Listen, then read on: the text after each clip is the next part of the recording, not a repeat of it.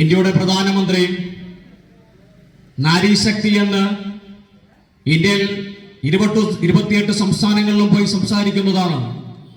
ഇത്രയെല്ലാം സംസാരിക്കുമ്പോഴും എന്തേ മണിപ്പൂർ എന്ന് പറയുന്ന ഈ ചെറിയ ഒരു സംസ്ഥാനത്തിലേക്ക് നാളിത്രയുമായിട്ട് തിരിഞ്ഞു പോലും നോക്കാത്ത, സൂര്യന്റെ കീഴിലുള്ള സകല രാജ്യങ്ങളിലേക്കും വിമാനത്തിൽ പറക്കുകയും ഈ രാജ്യത്തെ പറ്റി പറയുവാനുള്ളതെല്ലാം ഞങ്ങൾ പറയും, ഈ രാജ്യം വികസനത്തിന്റെ ഏറ്റവും മുൻനിരയിലേക്കാണ് നിൽക്കുന്നതൊക്കെ വാനോളം പറയുമ്പോൾ ഇവിടെ സാധാരണക്കാരന്റെ ജോലി എന്ന് പറയുന്ന അവകാശം ഇവിടെ എത്തി നിൽക്കുന്നു നമ്മൾ മനസ്സിലാക്കണം.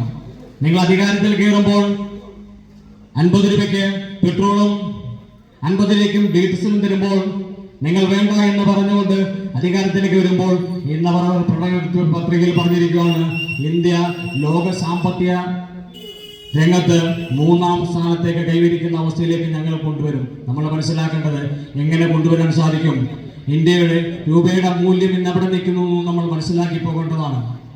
അങ്ങനെ എല്ലാ മേഖലകളെ പറ്റി നമ്മൾ പഠനം നടത്തിയാൽ പറയുന്നതെല്ലാം പൊള്ളയായ വാഗ്ദാനങ്ങൾ മാത്രമാക്കി മാറ്റുന്ന ഒരു കാലഘട്ടത്തിലാണ് ഈ ഇലക്ഷൻ കൂടി വന്നു ചേർന്നത്. പ്രചരണ വാഹനങ്ങൾ, കരഘോഷങ്ങൾ, സ്ഥാനാർത്ഥികൾ എത്തുമ്പോൾ കാതടപ്പിക്കുന്ന ഇരുചക്ര വാഹനങ്ങളും അവയിൽ നിന്നുയരുന്ന ശബ്ദവും, അതേപോലെ തന്നെ മുഷ്ടി ചുരുട്ടി ഓരോ രാഷ്ട്രീയ പാർട്ടിയുടെയും പ്രവർത്തകർ വിളിക്കുന്ന മുദ്രാവാക്യങ്ങളും, വെറും വാശിയോടും കൂടി സംഘർഷത്തിന്റെ വക്കോളം എത്തുന്ന ചായക്കട ചർച്ചകളും എന്ന് വേണ്ട തെരഞ്ഞെടുപ്പ് വിവിധ ഇനങ്ങളാൽ ഒരു മഹോത്സവമായി മാറുകയാണ്. അതെല്ലാം അലോസരപ്പെടുത്തുന്ന കാര്യങ്ങളാണ് എന്ന് ചിന്തിക്കുന്ന ചെറിയൊരു വിഭാഗവും നമുക്ക് ഇടയിലുണ്ട്. അവർ വോട്ട് ചെയ്യാൻ ആഗ്രഹിക്കാത്തവരോ വോട്ടെടുപ്പ് വേണ്ട എന്ന് ആഗ്രഹിക്കുന്നവരോ അല്ല. മറിച്ച് ഈ കോലാഹലങ്ങളൊക്കെ കാണുമ്പോൾ രാഷ്ട്രീയ പാർട്ടികളെല്ലാം വലിയ ധൂർത്തും ബഹളവും ഒക്കെ കാണിച്ചുകൊണ്ട് ഇങ്ങനെ പ്രചരണ പ്രവർത്തനങ്ങളും മറ്റും നടത്തുന്നത് ഒരു അസ്വസ്ഥത ഉണ്ടാക്കുന്നതായി ചിന്തിക്കുന്ന ആളുകളും നമുക്കിടയിലുണ്ട്. അത്തരം ആളുകൾ അതൊരു ബോധ്യമില്ലാത്ത കാര്യത്തിന്റെ പേരിൽ മാത്രം ചിന്തിക്കുമ്പോൾ ഇനി ഇവിടെ ഒരു തെരഞ്ഞെടുപ്പേ വേണ്ട എന്ന് ആഗ്രഹിക്കുന്ന ആളുകളാണ് രാജ്യം ഭരിക്കുന്നത് എന്ന് തിരിച്ചറിയാത്ത ഒരു കൂട്ടം ആളുകളും നമുക്കിടയിലുണ്ട് എന്ന് പറയാതിരിക്കാൻ നിർവാഹമില്ല. നമ്മുടെ ജനാധിപത്യ പ്രക്രിയ എന്ന് പറയുന്നത് ലോകത്തിൽ ഏറ്റവും അധികം പാർട്ടികൾ പങ്കെടുക്കുന്ന ഒരു പ്രക്രിയയാണ്. ഇന്ത്യയിലുള്ളതുപോലെ രാഷ്ട്രീയ പാർട്ടികൾ ലോകത്ത് എവിടെയുമില്ല. മതങ്ങളെ പോലെ ജാതികളെ പോലെ തന്നെ ഇന്ത്യ മഹാരാജ്യം രാഷ്ട്രീയ പാർട്ടികളുടെ എണ്ണത്തിന്റെ കാര്യത്തിലും ലോകത്തിന്റെ മുന്നിൽ ഒരു അത്ഭുതമാണ്. അത് മാത്രമല്ല, ഏതാണ്ട് 100 കോടിക്ക് അടുപ്പിച്ചു മനുഷ്യർ വോട്ട് ചെയ്യാൻ പോകുന്ന ഒരു പ്രക്രിയ കൂടി നടക്കുന്ന ജനാധിപത്യത്തിന്റെ ഏറ്റവും വലിയ രൂപമാണ് ഇന്ത്യയിലെ ലോക്സഭാ തെരഞ്ഞെടുപ്പ് എന്ന് പറയുന്നത്.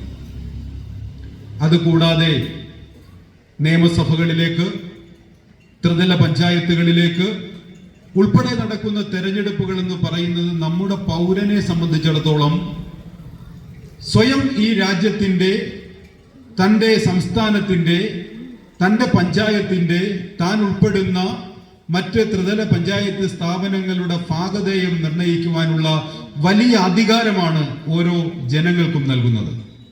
അതാണ് ജനാധിപത്യത്തിന്റെ മഹത്വം.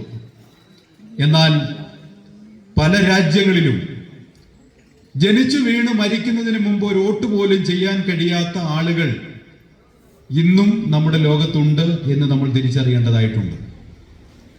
തങ്ങളെ ആര് ഭരിക്കണം, അവരുടെ നയം എന്തായിരിക്കണം, ആ നയത്തിനു വേണ്ടി തങ്ങൾ കൂടി അനുഭവിക്കുന്ന ജീവൽ പ്രയാസങ്ങളുടെ അടിസ്ഥാനത്തിൽ നിലപാടുകൾ എടുത്ത്, മുദ്രാവാക്യങ്ങൾ ഉയർത്തി, പ്രഖ്യാപനങ്ങൾ നടത്തി, പ്രസംഗങ്ങൾ നടത്തി ഒരു രാഷ്ട്രീയ പ്രസ്ഥാനത്തിന്റെയോ നേതാവിന്റെയോ കീഴിൽ അണിനിരക്കാൻ കഴിയാതെ ജീവിതത്തിൽ ഒരിക്കൽ പോലും തനിക്ക് തന്റെ വിധി നിർണയിക്കുന്നതിൽ ഒരു അഭിപ്രായം രേഖപ്പെടുത്തുവാൻ അവകാശമില്ല എന്നതിനെ പറ്റി പോലും ബോധ്യമില്ലാതെ ജനിച്ചു മരിച്ചു പോകുന്ന മനുഷ്യരുടെ ഏകാധിപത്യ രാജ്യങ്ങളും സ്വേച്ഛാധിപത്യ രാജ്യങ്ങളും പരിമിത ജനാധിപത്യം മാത്രമുള്ള രാജ്യങ്ങളുമെല്ലാം ലോകത്തുള്ളപ്പോഴാണ് ഇന്ത്യയുടെ ഈ തെരഞ്ഞെടുപ്പിന്റെ മഹത്വം എത്രയാണെന്ന് നമ്മൾ മനസ്സിലാക്കേണ്ടുന്നത്.